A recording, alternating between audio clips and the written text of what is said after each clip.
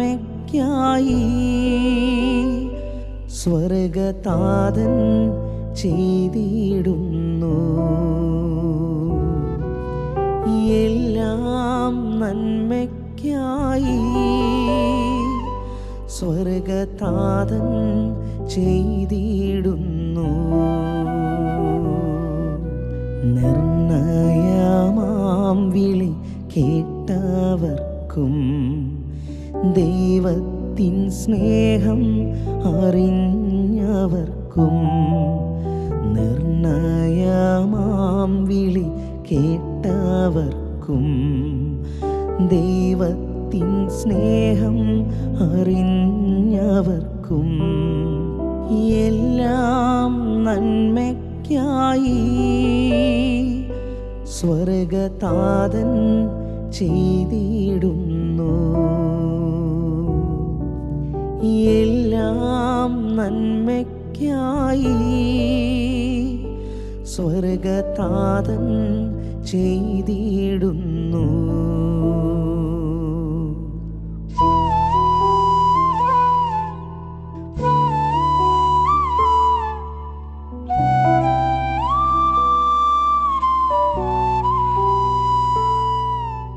പ്രതികൂലങ്ങൾ ഏറിയെന്നാൽ അനുകൂലമായി യേശുവുണ്ട്.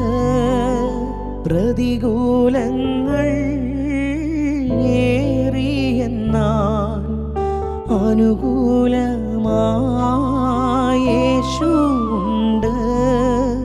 പതറുകില്ല, തളരുകില്ല, സ്വർഗ്ഗസിയോനിലെത്തിയിടും നാൾ. പതറുകില്ല, തളരുകില്ല, സ്വർഗ്ഗസിയോനിലെത്തിയിടും നാൾ. എല്ലാം നന്മയ്ക്കായി സ്വർഗതാതൻ ചെയ്തിടുന്നു. എല്ലാം നന്മയ്ക്കായി സ്വർഗതാതൻ ചെയ്തിടുന്നു. നിർണയമാം വിളി കേട്ടവർക്കും ദൈവത്തിൻ സ്നേഹം അറിഞ്ഞവർക്കും, നിർണയമാം വിളി കേട്ടവർക്കും ദൈവത്തിൻ സ്നേഹം അറിഞ്ഞവർക്കും, എല്ലാം നന്മയ്ക്കായി സ്വർഗതാതൻ ചെയ്തിടുന്നു. എല്ലാം നന്മയ്ക്കായി സ്വർഗതാതൻ ചെയ്തിടുന്നു.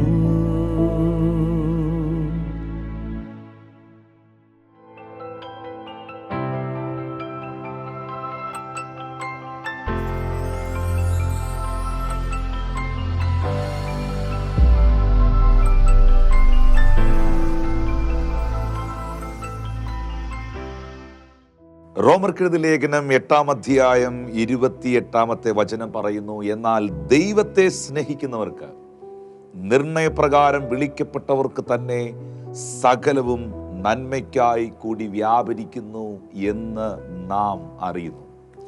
ഇത് നാം അറിയേണ്ട ഒരു സത്യമാണ്. കർത്താവിൻ്റെ ദാസൻ ഷിജിൻ പാടിയതുപോലെ ദൈവത്തെ സ്നേഹിക്കുന്നവർക്ക് സകലതും നന്മയ്ക്കായി തീരുമെന്നുള്ളത് ഒരു യാഥാർത്ഥ്യമാണ്, ഒരു സത്യമാണ്.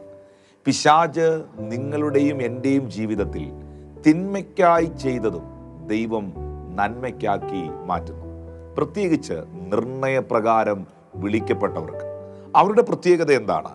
അത് 31-ാമത്തെ വാക്യത്തിൽ രേഖപ്പെടുത്തിയിട്ടുണ്ട്. ഇത് സംബന്ധിച്ച് നാം എന്ത് പറയേണ്ടു? ദൈവം നമുക്ക് അനുകൂലമെങ്കിൽ പ്രതികൂലം ആര്? നമ്മളോട് തന്നെ ചോദിക്കേണ്ട, നമ്മുടെ മനസാക്ഷിയോട് ചോദിക്കേണ്ടതായ, നാം ചിന്തിക്കേണ്ടതായ ഒരു ചിന്തയാണ്. ദൈവം നമുക്ക് അനുകൂലമാണെങ്കിൽ ആർക്ക് നമുക്കെതിരെ നിൽക്കാൻ കഴിയും? ദാവീദേ, ദൈവം നിനക്ക് അനുകൂലമായിരിക്കുമ്പോൾ ഗോലിയാത്തിന് നിന്നെ തകർക്കാൻ കഴിയുമോ? ദൈവപുരുഷനായ ദാവീദേ, ദൈവം നിനക്ക് അനുകൂലമായിരിക്കുമ്പോൾ ശൗലിന്റെ അസൂയകൾക്കോ അവൻ എറിയുന്ന കുന്തങ്ങൾക്കോ നിന്നെ പരാജയപ്പെടുത്താൻ കഴിയുമോ? ഒരിക്കലുമില്ല. മോശയെ, ദൈവം നിനക്ക് അനുകൂലമായിരിക്കുമ്പോൾ ചെങ്കടലുകൾക്കോ ഭറവോന്യ സൈന്യങ്ങൾക്കോ നിന്നെ ഇല്ലാതാക്കാൻ കഴിയുമോ? ഒരിക്കലുമില്ല. ഏലിയാവേ, ദൈവം നിനക്ക് അനുകൂലമായിരിക്കുമ്പോൾ ഇസബേലിനോ ആഹാബിനോ അശേര പ്രതിഷ്ഠകൾക്കോ അവരുടെ പ്രവാചകന്മാർക്കോ നിന്നെ തകർക്കുവാൻ കഴിയുമോ? ഒരിക്കലുമില്ല. ദൈവം നമുക്ക് അനുകൂലമെങ്കിൽ പ്രതികൂലമാരാണ്. ഒരു നിയമ സംവിധാനം മുഴുവൻ യേശു കർത്താവിനെതിരായപ്പോഴും, ഗവൺമെന്റും മതവും മതപുരോഹിതന്മാരും മുഴുവനും പുത്രനെതിരായപ്പോഴും ദൈവം തൻ്റെ പുത്രൻ അനുകൂലമായിരുന്നതിനാൽ പുത്രനെ കല്ലറയ്ക്കോ കാൽവറി ക്രൂശിനോ മരണത്തിനോ ഈ ലോകത്തിലെ എന്തിനെങ്കിലും ഒതുക്കുവാൻ കഴിഞ്ഞോ? ഒരിക്കലുമില്ല. കർത്താവ് മരണത്തെ ജയിച്ച് ഉയർത്തെഴുന്നേൽക്കുവാനിടയായി. അടുത്ത വാക്യത്തിൽ പറയുന്നു, ദൈവം തിരഞ്ഞെടുത്തവരെ ആര് കുറ്റം വിധിക്കും? നീതീകരിക്കുന്നവൻ ദൈവം, ശിക്ഷ വിധിക്കുന്നവൻ ആര്? ദൈവം തിരഞ്ഞെടുത്ത ഒരു ദൈവമനുഷ്യനെ, ദൈവം തിരഞ്ഞെടുത്ത ഒരു വ്യക്തിയെ, ദൈവം തിരഞ്ഞെടുത്ത ഒരു വ്യക്തിത്വത്തെ ആർക്ക് കുറ്റപ്പെടുത്താൻ കഴിയും? സകലതും അറിയുന്നവനായ ദൈവം ആ വ്യക്തിയുടെ ജനനം മുതൽ മരണം വരെയുള്ള സകല ഹിസ്റ്ററിയും കംപ്ലീറ്റ് ആയിട്ടും കണ്ടിട്ടല്ലേ ദൈവം ആ മനുഷ്യനെ വിളിച്ച് വേർതിരിച്ചിരിക്കുന്നത്? അങ്ങനെയാണെങ്കിൽ ദൈവത്തിൻ്റെ ജനമേ, ദൈവം നിങ്ങൾക്ക് അനുകൂലമാണ്. ദൈവം നിങ്ങൾക്ക് അനുകൂലമാണെങ്കിൽ നിർണയമായ വിളികൾ നിങ്ങളുടെ മേലുണ്ടെങ്കിൽ ഈ ലോകത്തിലെ ഒരു സാഹചര്യങ്ങൾക്കും നിങ്ങളെ തകർക്കുവാൻ കഴിയത്തില്ല. വിശുദ്ധ ബൈബിൾ നിങ്ങൾക്ക് ഉറപ്പ് തരുന്നു, ദൈവത്തെ സ്നേഹിക്കുന്നവർക്ക്, നിർണയപ്രകാരം വിളിക്കപ്പെട്ടവർക്ക് സകലതും നന്മയ്ക്കായി കൂടി വ്യാപരിക്കുന്നു. ഇന്ന് തിന്മയ്ക്കെന്ന് നിങ്ങൾ ചിന്തിക്കുന്നതും ദൈവം നിങ്ങൾക്ക് നന്മയ്ക്കാക്കി മാറ്റും. നിങ്ങൾ തിന്മയ്ക്കെന്ന് കരുതുന്നതും കർത്താവ് നന്മയ്ക്കാക്കി മാറ്റും. ലാസറിന്റെ ഭവനത്തെക്കുറിച്ച് യോഹന്നാൻ സുവിശേഷം 11-ാം അധ്യായത്തിൽ രേഖപ്പെടുത്തിയിട്ടുണ്ട്. യേശു കർത്താവ് വളരെയധികം സ്നേഹിച്ച ഒരു കുടുംബമാണത്. മാർത്തയും മറിയയും കർത്താവ് വളരെ സ്നേഹിച്ച 2 സഹോദരിമാരാണ്. ലാസർ യേശുവിൻ്റെ സ്നേഹിതനായിരുന്നു. എന്നാൽ ലാസർ ദീനമായി കിടന്നപ്പോൾ യേശു കർത്താവിൻ്റെ അരികിൽ ആളയച്ച്, ആമീൻ, നിന്റെ സ്നേഹിതനായ ഞങ്ങളുടെ സഹോദരനായ ലാസർ ദീനമായി കിടക്കുന്നു എന്ന വാർത്ത മാർത്തയും മറിയയും അറിയിക്കുമ്പോഴും യേശു കർത്താവ് ആ ഭവനത്തിലേക്ക് വരുന്നില്ല.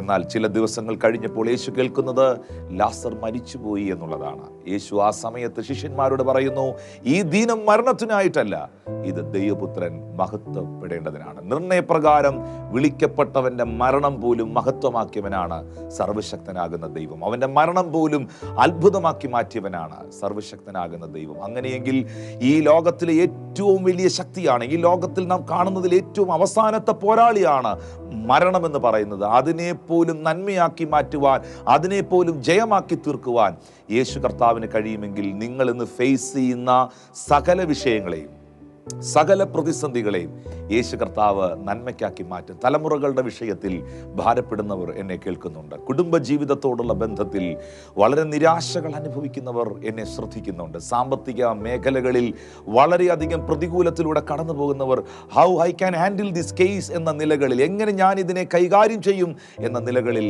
ചിന്തിക്കുന്നവർ എന്നെ ശ്രദ്ധിക്കുന്നുണ്ട്. സ്നേഹത്തോടെ, പ്രാർത്ഥനയോടെ, പ്രവചനാത്മാവിൽ ഞാൻ നിങ്ങളോട് പറയട്ടെ, ദൈവത്തെ സ്നേഹിക്കുന്ന താങ്കൾക്ക്, നിർണയപ്രകാരം വിളിക്കപ്പെട്ട താങ്കൾക്ക്, ഇന്ന് നിങ്ങൾ ഫേസ് ചെയ്യുന്ന സകല പ്രതിസന്ധികളെയും ദൈവം അനുഗ്രഹവും അനുകൂലവുമാക്കി മാറ്റും. ഒരു സംശയമില്ല. ഈ പാട്ടിൻ്റെ വരികൾ പാടിയതുപോലെ നമുക്ക് വീണ്ടും ഒരിക്കൽ കൂടെ ആ നിർണയമാം വിളി കേട്ടവർക്ക് എന്ന വരികൾ തുടങ്ങി വീണ്ടും ഒന്നുകൂടെ കേൾക്കാം. കർത്താവിന് നമുക്ക് മഹത്വം കൊടുക്കാം. ദൈവം നിങ്ങളെ ധാരാളമായിട്ട് അനുഗ്രഹിക്കട്ടെ. നിർണയമാം വിളി കേട്ടവർക്കും ദൈവത്തിൻ സ്നേഹം അറിഞ്ഞവർക്കും എല്ലാം നന്മയ്ക്കായി സ്വർഗതാതൻ ചെയ്തിടുന്നു. എല്ലാം നന്മയ്ക്കായി സ്വർഗതാതൻ ചെയ്തിടുന്നു.